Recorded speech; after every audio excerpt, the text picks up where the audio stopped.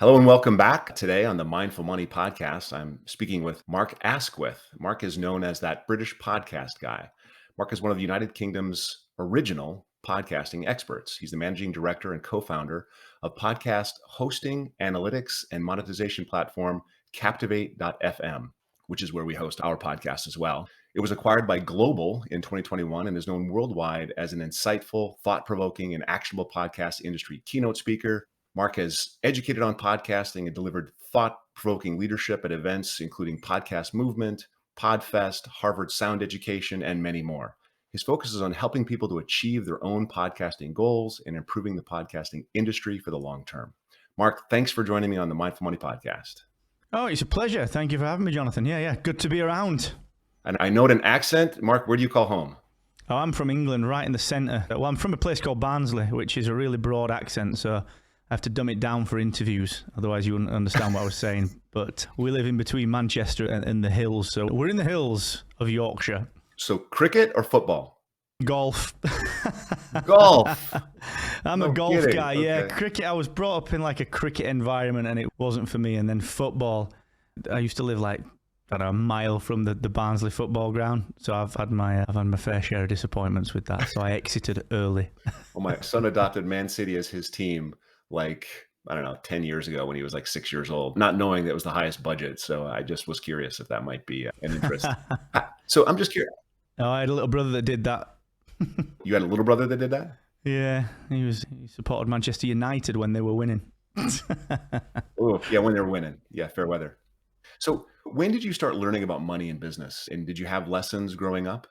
I think the biggest lesson that you can have in money is not having any. There's only one thing that can really teach you, about money, and that's when you've got just about enough of it and sometimes not enough of it. So that was just a lesson from my life pretty early on. I don't come from an affluent background, come from a mining village up here in Yorkshire, it was very poor in the 80s, and I was born in 82. I remember the miners' strike. I remember, people scrambling for food. I remember picket lines. I remember people not being able to eat. And, so that was sort of my first relationship, I guess, with money. So there's no real lessons other than when you have it, don't be crazy with it. And it's interesting, when I did the TEDx talk, I don't know, 4 years ago now, and that was sort of the theme of it.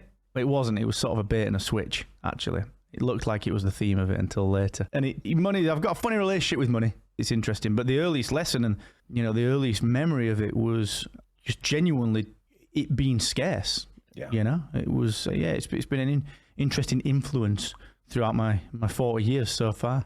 Yeah, I mean, this is one of the things that I've noted about many of the people that I've chatted with, is if you grew up with it, it's like it wasn't a thing that you chased or a thing that you thought about or a thing that was even an issue. But if you didn't grow up with it, it became an issue and you learned about it and you tried and you started chasing. But then often we learn lessons chasing it as well, right? So give us an idea, just in terms of background, what you were doing before you got into podcast or media, because I don't think you started off in podcasting. It's more like a media. Yeah, so I started working for myself when I was 21, which was interesting. This is way before podcasting. This is 2003. I think RSS wasn't invented till, I don't know, maybe around then, maybe 2004, 2005. I remember it starting RSS 1.0. And my background was always talking. I didn't realize that was a skill.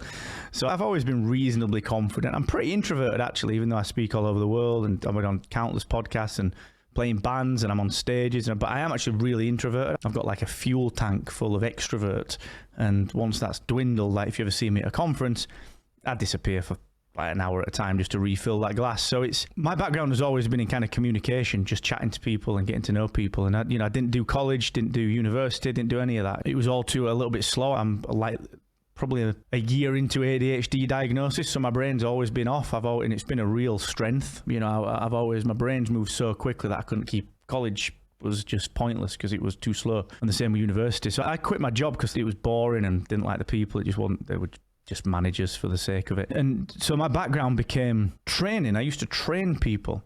So I'd go to your defense. I'd go and train banks on systems and train the Air Force on systems and all sorts of things. This is like age 22 years old, 23 years old, which then got me into coding. I got into building stuff. You'll see if we're talking on the video, and for anyone listening to the podcast, there's a 2010 Geddy Lee jazz bass behind me, which was the thing that led me to coding, because I was in bands and there were friends I was in IT doing training, and there were sort of adjacent friends that were sort of into web coding, and we needed a website for the band, blah, blah, blah.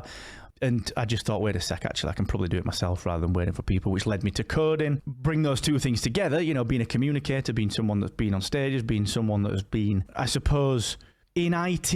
I'm a very lucky generation. 82 was a really good time to be born for tech because there wasn't that much of it until there was. And I've got a foot in both camps, so I was really fortunate. So when I put all those things together, I became this owner of this design and digital agency. We scaled it. We did well with it. It was nice. And I was sort of the guy that always knew plenty about plenty, if that makes sense, which led me to podcasting eventually. So was it more a pull to the digital agency, or was it a push out of the old job? And what was sort of the last straw? What was it that gave you that final push? This is a deep rabbit hole. Again, this sounds like I'm promoting TEDx. I am really not. I've not spoke about that for about 2 years, but this is sort of what I did the TEDx talk on. It was really about, the talk is called Choose Happiness, Choose Control. And if you think about a story, there's some Joseph Campbell books behind me. There's some, Stephen King on writing books. It's all about the art of storytelling. I had an inciting incident, which was I may as well tell the story. I was like 10 years old, I think, just discovering girls, just discovering, did I want to be popular? Probably not very good at that. But what did I want to do? Well, I didn't want to be someone that stood out as being unpopular. So it was really important at that age. It's like your formative years to sort of fit in and just have a group of people. So I think it was 11 just as I went to this school disco, and we turned up at this little event. They have these little, balls at the schools. And I showed up, and we're all in line for these hot dogs and these drinks and so on and so forth. And I was sort of, if you imagine two groups of people in a line, I was the connecting person between my friends in front of me and some other friends behind me. And the person connecting the groups together was me. And on the other side, right next to me, connecting the other group, was this girl that I just had a massive crush on. So we end up in this line. We end up basically going down the line asking for this hot dog. And every school disco for years, I'm talking all of my time at school, all these hot dogs had just been free. This one wasn't. So she gave me the hot dog and she said, that's 30 cents. So I thought, yeah, about 20 pence. I just didn't have it. Literally had no money. Back to what we said earlier. So I had to give it in front of everyone. I had to give it back in front of everyone. Like, she took it off me. And that was my inciting incident, which taught me that, I wanted to chase money. But actually, we'll probably get to this. Money wasn't the thing I wanted to chase. And so to answer the question about the job, it was actually the pursuit of the thing that I was really interested in that led me to doing, and the overlying ADHD as well, led me to trying so many things. And the thing that I was seeking, like, just kind of let me preface this with, when I was 21, I was earning 20 grand, 21 grand. When I was 21 and a half, I was earning 190 through freelancing. And then when I was 22, maybe 23, I was back to earning 20 grand because I'd given that money up. Now, the reason I say that is there was no push, there was no pull. For me, it was dodging. And what I was dodging was people being able to control what I did.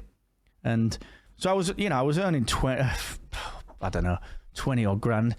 And then I started earning this 190, 195 grand. I remember a client wanted me to invoice them up front £42,000 and just paid it. And then I was like, wait a second, this is perfect. Problem is, they said, you got to be on site doing this thing. We don't need you. We're not even ready for you yet, but you got to drive 3 hours each way and you've got to be on site. And, if we need you, we need you, but you still got to be there. I was like, well, this is silly. What if I had a kid? What a silly thing. And that's when I set my stall out. I said to myself, look, we'll have kids one day. I do want kids. And the last thing I want to do is someone to say to me, I have bought your time. Doesn't matter how much it is.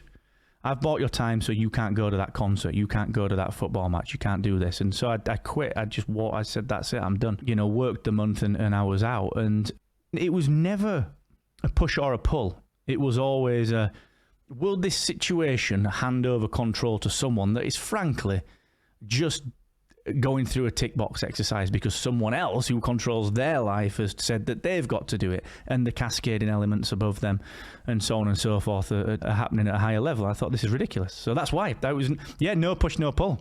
I think that the thing you're pointing to is the idea of, well, it's control, but it's the idea of, autonomy. And one of the things we talk about when we talk about earning money is exactly what you're saying. It's the reason it's a good idea for people to have their own business or their own practice or their own side hustle or whatever, is it gives them a sense of that control and what's possible, even if there's less money involved. If you make 20 grand, That's harder to live on today than it was, 10 years ago, 15 years ago. But if you make 30 grand or 40 grand, but you get to live your authentic life, do the things you want to do, you have time control, then wow, right? That's fantastic. But if you make 400 grand and you're the banker, right? You got to go in at 8 a.m. You got to be there till 7 p.m. You don't have any time for family. You got no time to build something. You got no time for friends. You got no time for anything but work. I don't know if that's not fun. I totally see what you're doing. So when did you actually launch the digital agency? 2005, I want to say we launched. It went through a number of iterations and so on, and we built it up from there. Yeah, we did that for about 12 years, which was interesting. And it was funny because getting me into podcasting, it got me into podcasting, which I'm sure we'll get to, but I do a lot of startup mentoring. I'm known for podcasting, but actually I am in podcasting and that's what I do every single day. But what I really do is build tech. And I make that tech make money. And it just happens that that's in podcasting. It didn't start out that way, though. So first you became known as the British podcast guy, right? So how'd you get known as the British podcast guy? Well, I was actually known for doing startup mentoring and all sorts before that, and which then led me to podcasting because I was starting my own podcast because people asked me advice and I was like, this is ridiculous. I'm just going to record it. So guess what? I'm going to start a podcast, which then led to all sorts of other things and a few other things going on. The reason I got that British podcast guy moniker was because I was just the only British podcast person there. That was quite literally it. I started my first podcast in 2012 with Gaz. We did pop culture stuff. And about 6 months later, I started my own sort of startup businessy podcast called Excellence Expected, which is inspired by a Steve Jobs quote. And the notion of that was that certainly people like me, whenever I was coaching, so I don't do coaching anymore, but when I used to do coaching for people, I'd always tell people that, when you're building a business and when you're doing something that you enjoy doing, you hold yourself to a standard that's much higher. And so when you give your perceived 70%, you're actually delivering 95% of what anyone else would do because you hold yourself to a standard of excellence and it's expected. So I started that up. And by going out to speak at Podcast Movement and New Media Europe when it was in Manchester, like 4, 5, 6 miles away, there was no one else. There was probably like maybe Ant McGinley, there was maybe Colgrane, a couple of those, but I was the one on stage speaking and people would say, have you spoken to Mark? Which one's Mark? It's that British guy. Oh, okay. And that's how it came about. I mean, I was doing Jared at Podcast Movement, one of the founders, he used to joke with me that I was like breaking international law or something because I was there that often. Like I was clearly not sticking to the visa limits. I clearly was, if anyone was listening in. But it was, I'd get stopped. I was getting stopped by Border Patrol every time because I was in the US that often, and it was a lot of people saying, this sounds like a digression, but it's not. It's in order to make anything, whether it's product, whether it's money, whether it's control, success, happiness, diversity, whatever you want to build, you've got to be there while this thing is developing. So I'd be at Swedesborough, New Jersey in the Holiday Inn with 40 people having flown from England to go do that conference. And people say, why the heck are you doing that? That's crazy. And it's not. I was, now I know everyone. And it's because I was there. And that's where the British podcast guy came from. And then when we launched Captivate, and we already had a couple of businesses in podcasting, but when we launched Captivate, we didn't do anything marketing. It was just like, oh, Mark and Kieran are launching this new hosting platform. We're going to buy it. We're going to sign up for it. Because I'd done thousands and thousands of hours in it. So that's where the British podcast guy thing came from. And it does directly pertain to like a genuine approach to building business, just being out the old school way and, walking the floors. I'm curious, you've gone through lots of different phases. Just out of curiosity, how many podcasts have you hosted personally? Oh, episodes, 1,400 easily. Yeah, lots. Yeah, lots. Yeah. And then you transitioned in sort of an industry leader you don't host a podcast anymore, do you? Yeah, I do a few. Yeah, I've got a pop culture one called Spark of Rebellion, which we do Star Wars stuff. And I've also got a podcast education one called the Podcast Accelerator, which is nice. So in all the different iterations, how has your definition of success changed in these different stages? Oh, it hasn't. It's always been the same. It's just about doing what you want to do when you want to do it for me. I take my little girl swimming on a Thursday. Who asks where I am? It doesn't matter, because they know. Even though we got acquired by Global and now theoretically we're back to having jobs, we're trusted. It's not like it used to be where, you've got to put the 8 hours in. We'll put 10 hours in, we'll put 12 hours in, but we might do 6 on a morning and 6 on a night. And the beauty of that, it's the perfect marriage of control and loving what you do. Because you never stop wanting, if you love what you do, you never stop wanting to do the 12 hours. It's just, you want to do your 12 hours, if that makes sense. So no, the definition of success has really not changed. It's a very strict thing for me. Yeah, to the point that I've kicked clients off platforms. I've gotten rid of plenty of customers, you know. And in fact, the first thing that got me into this, into sort of the online world, if you like, was I wrote a piece for a big publication about what it's like to run an agency, and it was a big 11,000 word piece. And I spent ages and ages and ages on it, and they didn't publish it in the end. They went another direction. I was like, you know what? Why would I waste my time with you guys? I'm going to publish it myself. And inside, there was a whole subsection on when you, especially if you're a service-based business, there is a misconception that if you work for yourself, you don't have a boss. But actually, if you let them, every client tries to become your boss. And that you've got to be firm on. So that's why that definition of success has not changed. That's always been my metric. You know, does this thing or this decision or this person cross that line? And if it doesn't, you can stay. And if it does, you know, we leave. So does making money or building something cool or family time, do those things factor in as sort of a guiding light ever? Or is it always, hey, now I want to do this. Now I want to do this. Now I want to do this. And is it, you know, how do you maintain some kind of a disciplined structure if it's, I just want to be able to do what I want to do when I want to do it? A discipline structure for someone with ADHD is wildly overrated. It is completely the latter. I've always done what I wanted to do, but what I want to do is the thing that we do. You know, we went through an acquisition and we don't have to do what we do, but we love it. Kieran and I, my co-founder, we still put in, you know, 8, 9, 10 hours a day because we absolutely love it.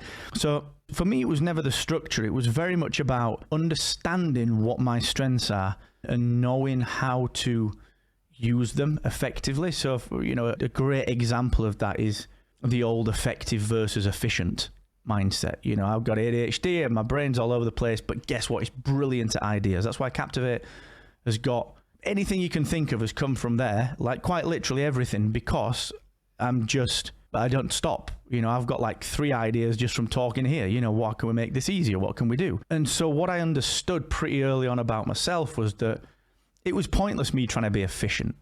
You know, it was so, and which is generally leads to structure. Efficiency equals structure. Structure equals efficiency. My brain doesn't work like that. I can create 1,000 to-do lists. I can time block. I can get a tomato-shaped timer and do Pomodoro. I can read the 4-hour work week till Tim Ferriss is coming out my eyeballs. None of it will matter. What I've got to do is say, I'm probably going to be good for an hour, and then I'm going to want to do something else. What is the thing that is going to be most effective for my business in that 1 hour? And I'll do that. And, you know, there has been days in the past, certainly in the agency days, where I didn't do anything but that 1 hour.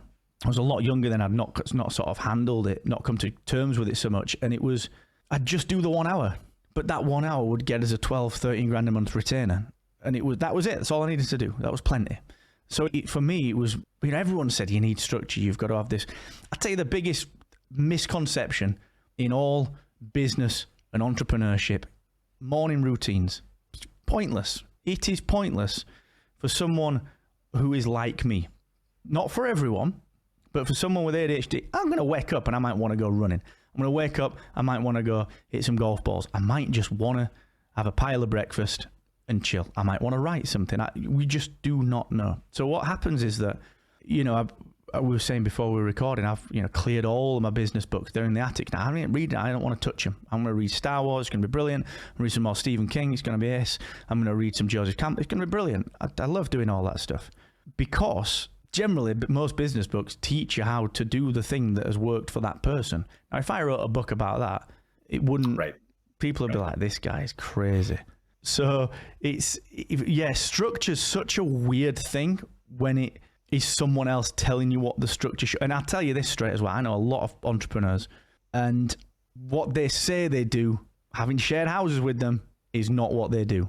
And so it's, you know, we talked earlier about authenticity, but that's become a sales term online, you know? So right. That's another rabbit hole. But the structure for me never worked. It was about impact, and it was about, you know, laser sighting a sniper shot of action per day. And don't get me wrong, I do get a lot of other things done. The ideas never stop coming, and that's what I do. That's my job.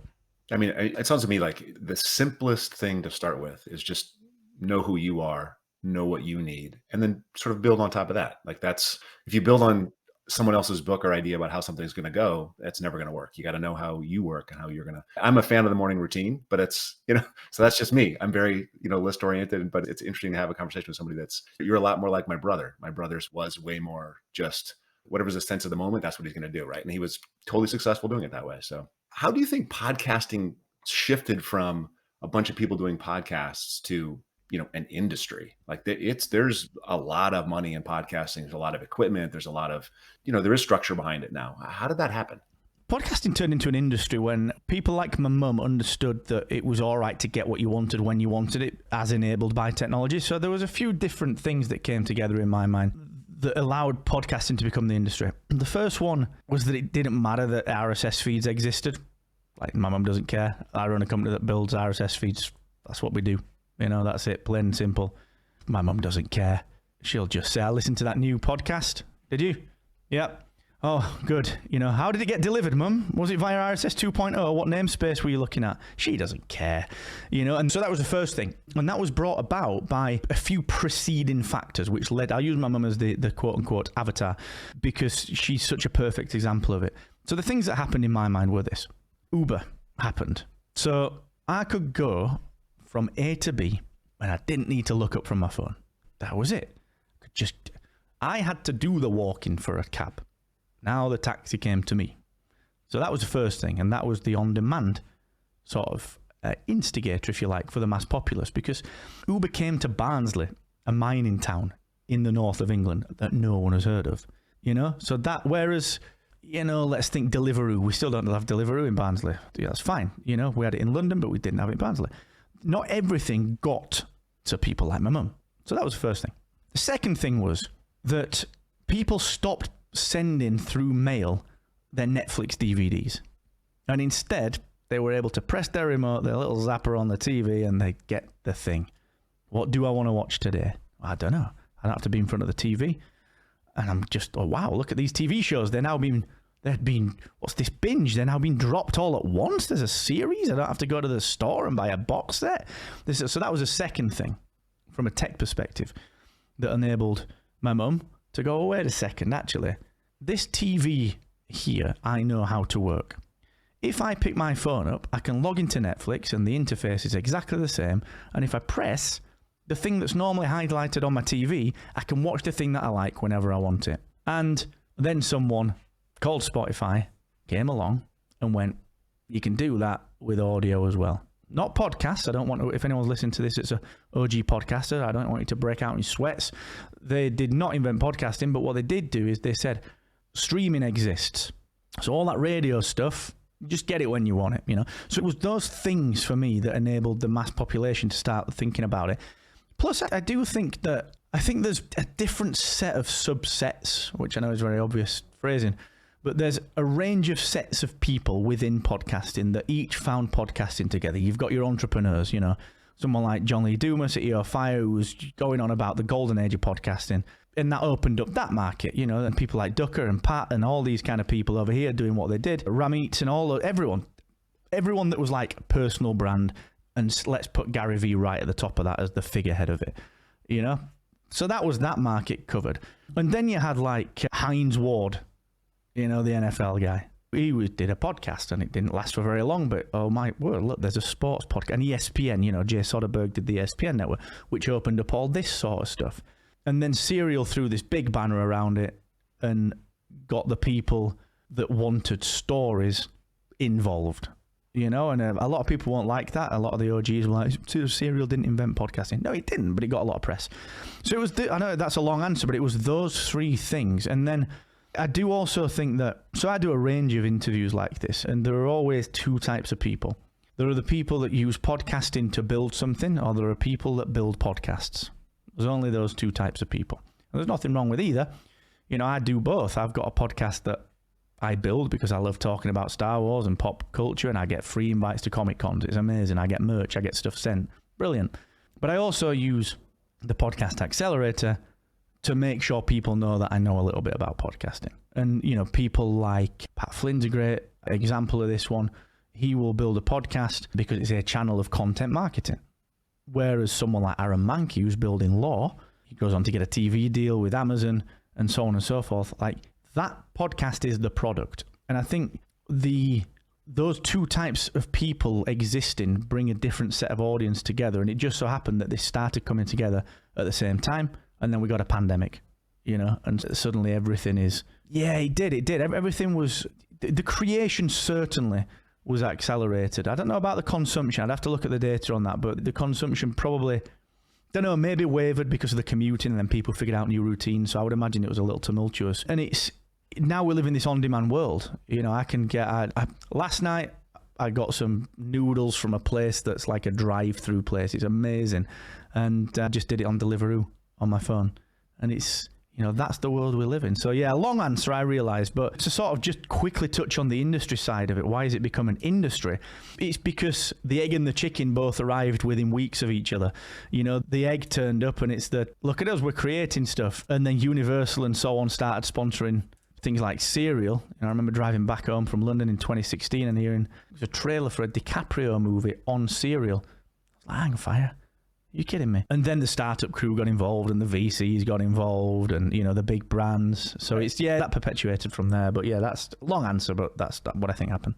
What do you think if you could forecast, if you could say, okay, podcasts 10 years from now, what will change? You're designing the software and the technology, so I hope you have an idea. Oh, I've got a lot of ideas. It's what perspective to take it from. Right. Someone will tell you nothing will change. There'll be people that tell you nothing will change. Podcasting will always be delivered via RSS feeds, and it will, if it's not a podcast, that's rubbish. Because guess what? I watch Star Wars on Disney Plus now, but, it's still a movie just because it's not on VHS. So that's one element of it. But in terms of the industry, what I think will begin to happen is, in fact, it's already happened. I wrote a piece 3 years ago on this called Indie versus Big Podcasting, and why, basically why we don't need to worry. Because podcasting's fractured already. Podcasting as we know podcasting is still 99% the 99%. It's us doing what we do, getting some downloads, that's cool. Probably monetizing in a bit of a niche or just getting Comic-Con tickets because it's badass. Doing whatever we want to do, all right? That's just podcasting. And that's all right because it's either, again, back to what we said earlier, it's either a content marketing channel, and you wouldn't be too hard on your SEO. You'd just work at it. You wouldn't be too hard on your blogging or your YouTube content or your short form video content or your LinkedIn content. You would just keep working on it. And podcasting is a marketing channel for a lot of those people. Or it's something that we do because we like doing it. Like, I like playing golf. I'm not going to be too hard on my golf because I'm crap at it. I'm going to be, I'll just still play it because I enjoy it. So that part of podcasting will just remain, and that's the 99%. And what's already happened is that podcasting has just become a catch-all name for media that is on demand and delivered via audio. That's fine. Again, I wrote a piece about this in 2018. Why Anchor maybe isn't the villain in podcasting. I got hammered, like trolled big time by some properly, quote unquote, top people in the industry who said, but I said in the piece, podcasts don't need to be delivered by an RSS feed. That's it. And I got, literally got hammered, and I was like, well, we'll see. We will see. And sure enough, Spotify doesn't need to deliver its podcast via RSS feed. And yeah, there'll be 1,000 people that say, well, it's not a podcast then. But guess what? They don't pay for the advertising. My mum does when she listens to the thing that's not really a podcast, but is a podcast because she thinks it's a podcast because she pressed play on Spotify. So that's the difference, is that part of podcasting, the 1%, will become the 2%. It will become the 3%. And that is not podcasting as it once was. That is podcasting that's broken through from the chrysalis. It's broken out into the world, and it's just media. It's just audio. It's just great stories that are delivered and can be taken on demand by anyone. And so that, I think, will be the big fracture that continues to happen. I think the industry will shrink a little bit. We're starting to see less money flying around in industry. Acquisitions are less hot. We're seeing CPMs are holding. Advertising rates seem to be holding. But I think personally, advertisers are going to want some more genuine metrics than just impressions, because, try selling 3 campaigns to the board, when the second one failed and just gave us impressions but no decent ROI. That's a difficult sell for brands. I think the tech will sort of evolve, but I think it's a difficult one, this, because it's evolving to a degree into more of an idealistic style of tech. So what I mean by that is there is a lot of innovation going on in podcasting 2.0, which is like how we'd love podcasting to be.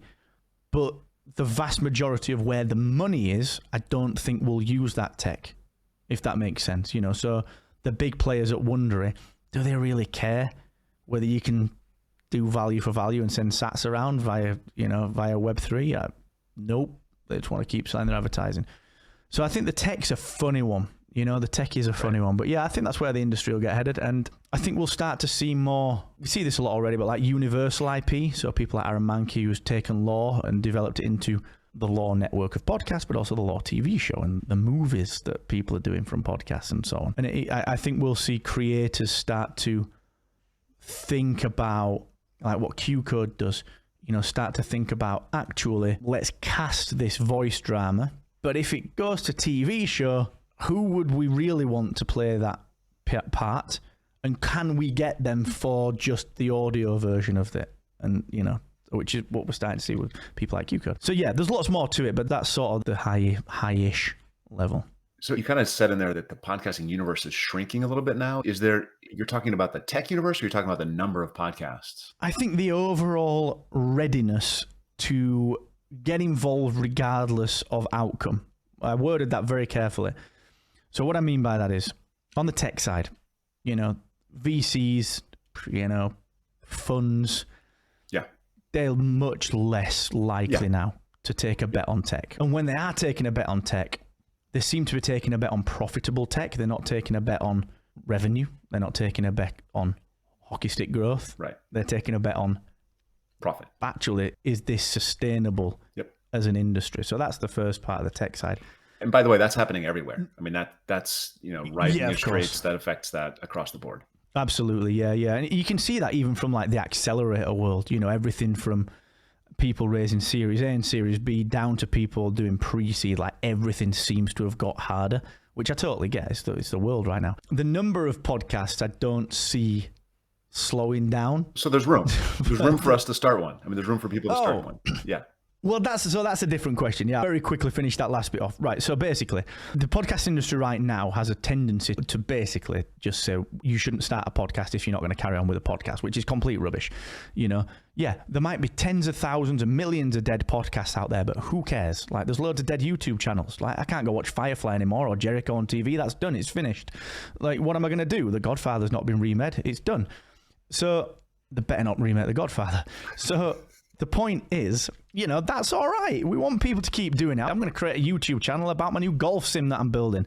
So I don't care how many YouTube channels there are, how many blogs there are, any of that sort of stuff. But there's a lot of people in the industry of podcasting that will say, you know, unless you're consistent and you publish every single week until you're 72 years old, you shouldn't start a podcast. And that's absolute rubbish. Now, when it comes to should you start a podcast, is there room for starting a podcast?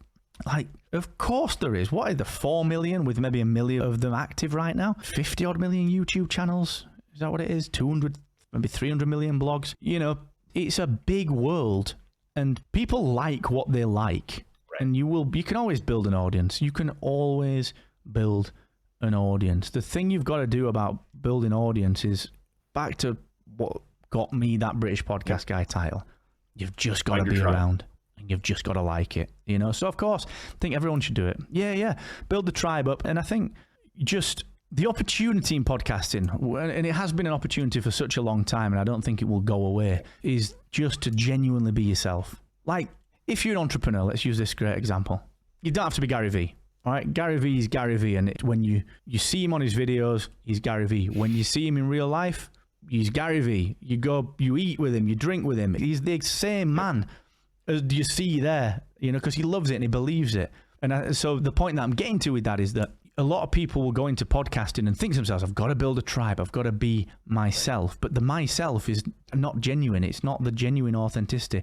It's the thing that they think works because they've seen it elsewhere. Now, the problem with that is it becomes a job. It's hard to maintain. It's a facade. The tank empties really quickly. And then you die a death because you can't do it. So we're not taught to do that. We're not taught to do that. You know, we're taught to be one of 20 in a class or 40 in a class these days. We're taught to be someone at college that gets grades that are the same as other people. We're taught to all read the same books, and there's nothing wrong with that because you get ideas from each of them. But what no one ever tells us is take the book, whatever the book is, let's say The One Thing by Gary Keller, take whatever that book is, all right? Forget all those pages, except for that half a paragraph that you can take and assimilate into the other stuff that you do. Do that 1,000 times and you get your own way. You get your own routine without a routine, in my case. You develop your own intuition. And when it comes to podcasting, you have to be able to turn on the microphone. And yeah, you've got to plan it. Yeah, you've got to outline your questions, but you've got 1,000 questions and look how much I talk. You know, you're not always going to get to them. So when you start a podcast, you have got to be able to go. You've got to be able to go. And the only way to do that, the only way to be able to turn on the microphone and go, or to get on a stage and go. You know, if someone said to me, Mark, it's 6 o'clock UK time, can you do us a 50-minute talk on podcasting or startups or whatever? Now, with no slides, I will be able to do it because I love it. So if you can do that, you will never get bored of it. And you will always find the people, because this comes over. Look how animated I am as I'm moving, I'm talking, and that a lot of people don't. That comes across. So I think to kind of finish that bit off, I think it's the only way to succeed in anything is to be very good at it. That's it. There's no, your money comes from being very good at something. And the only way you can become good at something is by becoming confident in that thing. And the only way you can become confident is to become competent in it. And the only way to become competent is for it to be the thing that you do all the time without needing to think about doing the thing. You know, you've got to enjoy it. Right. You got to love it. So there's room for everyone. I love that stack, you know, from love to competence to confidence to success. I think that's a fantastic stack. If someone was listening today and said, yeah, I'm thinking about writing this podcast, you know, Mark says it's possible, there's lots of room, I think I have a good idea for it, but they're listening to all these gurus. Like, I was really lucky to find Harry to help me, you know, sort of put in a voice what it was I wanted to talk about, right? But there's so many other voices out there that I had to ignore. So what's like the one nugget, you know, someone's got an idea, they want to pursue it. What would you tell them? What's the one positive thing that they should do? And then what is some of the stuff they're hearing that they can just ignore? Oh, I think anytime a guru's got a course on sale, you can ignore that. Yes, thank you for that. You know, don't want to. There's no way on earth that your course is down to 97 bucks from about $3,000 today only. Not a chance. No chance. We all know that works. We've all read the book that says teach scarcity. We've all been there. Silly. So that's the first thing. Ignore that one. But I think podcasting, it's crested the wave of needing things like that. It's popular enough now that there's enough free resource out there. You know, I've got a microphone somewhere in this room that I can plug into this computer or into my phone or whatever. And it's a good mic for like 80 bucks. It's a ATR and a Samsung. I've got like 1,000, but you plug them in. They don't cost any money. And that's the mic sorted. And it sounds just as good as this one does. So, you know, you don't need a course on that. That's fine. You're good. Just do some Googling and find that thing. And don't worry about what everyone else likes or dislikes. Just get the thing that you can afford. Now, a lot of people will also say things like, you know, you got to record an episode 0 and you got to do a trailer. And I'm a big proponent of trailers and structure. And, you know, we got a whole course, which is free. It's an anti-guru course. Don't even need an email. I won't promote it. But what I will say, the reason I say that is that in that, I talk about segments. I talk about everything. I'm a big fan of structure. But what's the point if you're just not going to do it? You know, if you see this thing and it looks too overwhelming and it's too much, there's way too much. I just want to start a podcast. Literally, turn the mic on and talk about the thing that you love talking about. Get someone to ask you a question about it and off you go. And if you put that out, you will realize that you don't have to worry. The structure comes later. A great example of this is like when I was, 8, 9 years old, I used to swing a 7-iron around the field near my house. So it was 2 electrical pylons. Me and my friend Scott, we used to hit them. When it hit them, we used to hit balls between them. And no one ever said, your ball connection's shoddy. No one ever said you're coming a little bit over the top, you're a bit steep. Or no one ever said you got to turn through your hips more. I was just like whacking the ball. It's only when you realize that you want to get serious or you want to get better at it, that you start looking at the things that you could do better. But if I take my daughter out to the golf course and I say to her, there's your first golf club. Make sure your angular attack is -3 with this 7-iron and that your launch angle is perfect and you need this kind of RPM on your backspin. She'd be like, Dad, I'm going back to Mum because she's more fun. So that's the same with podcasting. You know, I would always just say, and this comes back to the confidence, competence, you know, all been predisposed through love. Love the thing, because all you need is one open question. That's the art of good interviews. As you're demonstrating, you just give me the thing and I'll run with it because I love it. So Yeah. you've got to do the same thing. Get your mom, get your dad, get your partner to ask you a question. If someone put a microphone in front of me and someone said, right, why do you like Star Wars? That's an hour. That's a podcast. So is there something that makes a podcaster stand out? Like this, you can talk to like 5 people and you can say that fifth person, they would be a great podcast host. Can you tell? I think a great podcast host has got experience in going over the top. So what I mean by that is this. If when you're on karaoke, have you done karaoke before? So you do karaoke, right? I don't know what your song is, but, let's assume you pick Let's Go for Living on a Prayer just because everyone sings it. It's loud. Everyone knows it, all right? Classic. So you pick a nice Bon Jovi song. You get up on stage and you think to yourself, I'm going to give it my all. And so you give it your all. You stand there, you sing it, you deliver it. It's pitch perfect. And what people see is, oh, that person's a good singer. You put the microphone in John Bon Jovi's hand, or you put a mic and a mic stand in Freddie Mercury's hand. They do the singing because that's their job. It's like a plumber turning up and just doing the plumbing. That's their job. But what they do is they absolutely blow you away with everything around the song. And it's back to what we said earlier. If you give 100% when you are delivering anything vocally or visually, you will come across as giving 70%. And do you know why? Because that's the perception of other people. It's the age-old thing on karaoke. You can be feeling it, but unless you're bouncing around going crazy and, they're just going to think, well, he's just singing a karaoke song. It's not a performance. And it's the same for podcasting.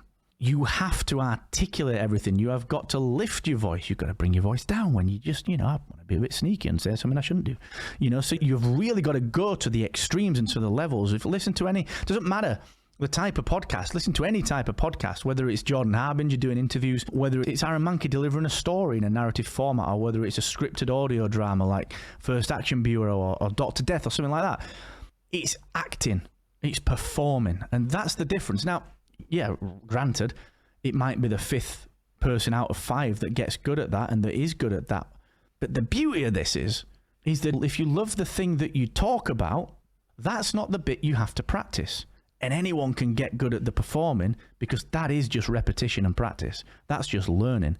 And that's why that love is so important, because if you've got to learn to love the thing that you're there to talk about, you can't learn everything else. You can't learn to become a great podcaster because you're too preoccupied with, do I really want to talk about this? And that's so vital. So yeah, the art of performance, that's what it's all about. Yeah. So I want to get a little bit more personal here as we get towards the end. And let's try to make these quicker answers. I do talk. Towards the end. All right. So first thing, and I read this on your website and I love this. I don't remember where I saw it, but what came first for you? Brutal authenticity or success? Oh, authenticity. Yeah, by accident, by not really caring. I've got a problem with authority in that it's an inverse problem, actually. It's not a problem with authority. It's a problem with respecting everyone the same. And that never went down well with managers, but it did go down well when, you're talking to a CEO that you're trying to sell a website to, and you're just like, look, mate, your idea is terrible. And he wants that because no one else does it. And that was just by accident. That was just me. So yeah, always the authenticity. Brutal authenticity. What was the last thing you changed your mind about? The last thing I changed my mind about was whether or not, oh yeah, it was earlier actually, whether or not to take the rain cover for my daughter's pram out with us. And I didn't think we needed it, and we did. So we got it. So you had it in your hand and you were going out, you were like, nah, we don't need it. Yeah, pretty much. Okay, good. That's bad time.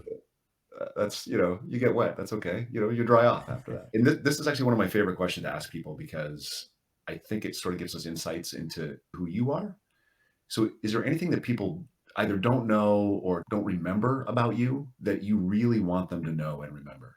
Oh, that's a good question. I think a lot of it comes from, probably that kind of where we started in podcasting in particular. I think that's a big thing. From a work perspective, a lot of people forget that we did, because of the pandemic and so on, a lot of people forget how much of that travel we did. A lot of the red eyes, I sacrificed a heck of a lot, and so did Kieran to do that.